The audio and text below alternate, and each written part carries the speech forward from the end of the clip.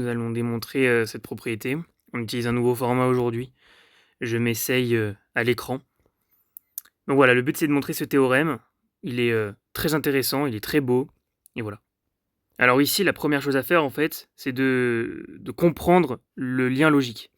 On nous dit que si n appartenant à n, si n appartient à n, alors la racine carrée de n est soit un entier, soit un irrationnel.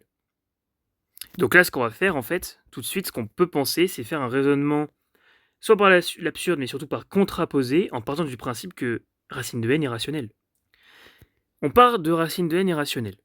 Si on arrive à montrer à partir de là que racine carrée, que racine carrée de n est rationnelle, si on arrive à montrer à partir de là que racine carrée de n est un entier, alors non seulement on aura démontré une propriété, la première implication, mais surtout par contraposé, on aura la deuxième. En effet, si j'écris racine carrée de n appartient à q implique racine carrée de n appartient à n, on a la contraposée qui nous dit que racine carrée de n n'appartient pas à n implique que racine carrée de n est irrationnelle. On aura alors gagné. Donc qu'est-ce qu'on va supposer? On va prendre n appartenant à n et on va supposer que racine carrée de n appartient à l'ensemble des entiers, à l'ensemble des nombres rationnels. Ainsi, en écrivant la définition, on a qu'il existe un couple AB de n croix n étoiles. Premier entre eux, tel que racine carrée de n est égal à a sur b. Donc, n b carré est égal à a carré. Jusque-là, on n'a pas de problème. Si on voit bien cette expression, on se rend compte qu'en fait, on veut que n soit un carré parfait, car on a des carrés de chaque côté. Ça nous arrangerait bien qu'on ait des puissances de 2 qui apparaissent dans une expression de n. Ce qu'on peut faire pour faire ça, c'est tout simplement utiliser la décomposition en produit de facteurs premiers. Comme n appartient à n, en fait, il existe une famille de nombres premiers uniques. Donc il existe une famille unique de nombres premiers, avec i appartenant à un intervalle 1k. Bon, k est un entier tout simplement. Donc pi,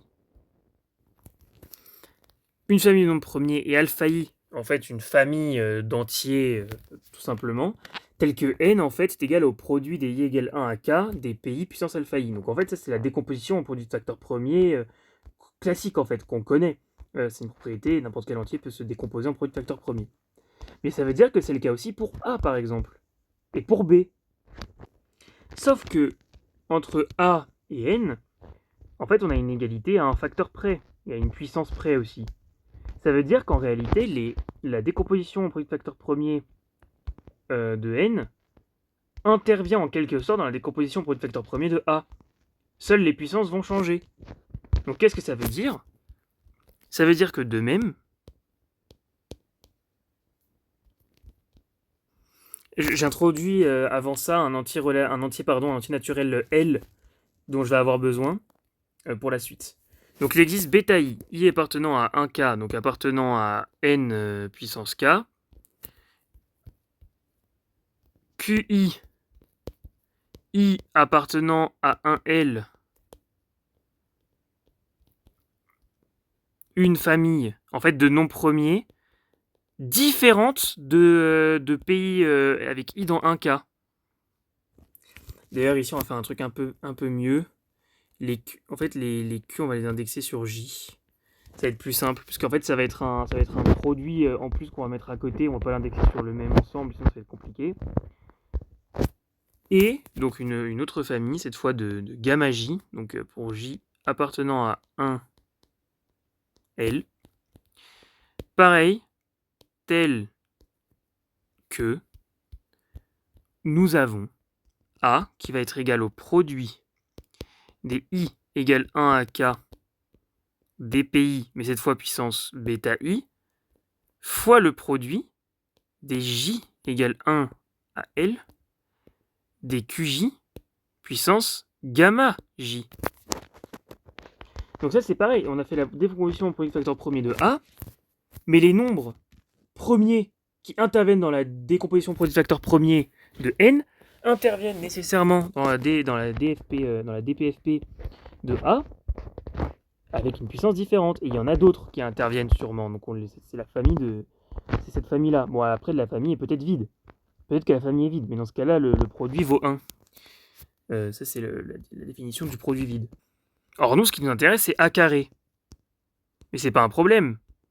Puisque A carré, du coup, c'est égal au produit de I égale 1 AK des PI 2 bêta I fois le produit des J égale 1 à L des QJ puissance 2 gamma J. A est donc un carré parfait. C'est littéralement le carré d'un nombre entier. D'autre part, on remarque quelque chose de très important. On remarque que les exposants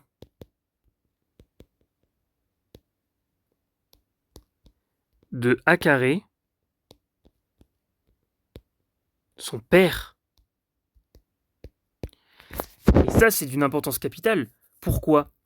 Parce que cette décomposition en produit vecteur premier qu'on vient de faire pour A et donc pour A carré, en fait, elle est valable aussi pour B.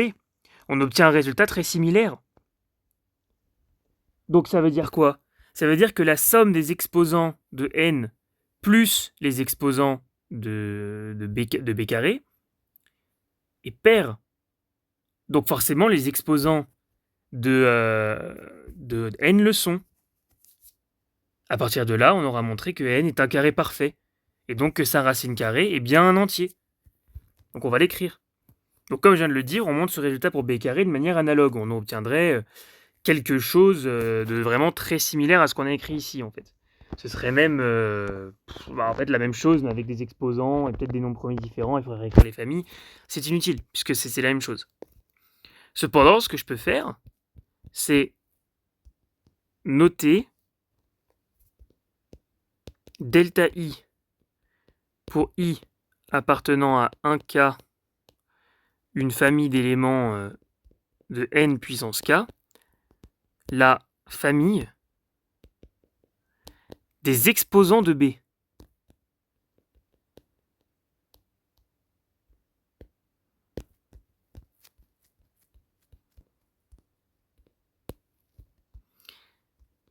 Ainsi, comme je l'ai dit juste avant, la famille des exposants de NB carré, c'est alpha I plus 2 delta I pour I dans 1K.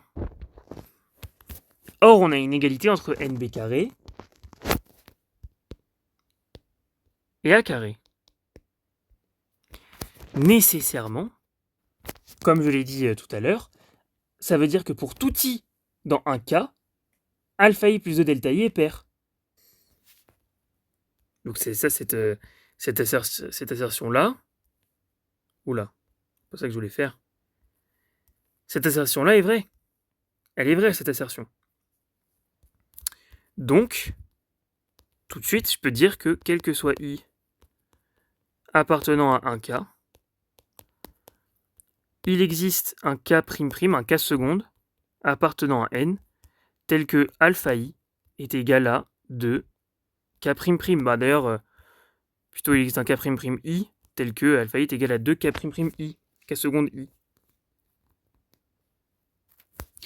Et là, en fait, on a la victoire.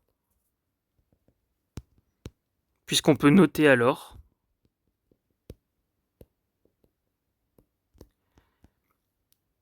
N égale au produit des I égale 1, des I égale 1 à K, des alpha I puissance 2 K seconde I, ce qui est littéralement égal au produit des I égale 1 à K, des alpha I, des K seconde I au carré. Et là, vous le voyez tout de suite, mais je vais l'écrire. Donc, racine carrée de N, c'est égal au produit des I égale 1 à K, pour alpha i puissance k seconde i. Et ça appartient à n. Et là, le résultat, en fait, il est démontré. Donc, racine carrée de n appartient à q implique que racine carrée de n appartient à n. D'où racine carrée de n n'appartient pas à n implique racine carrée de n n'appartient pas à q.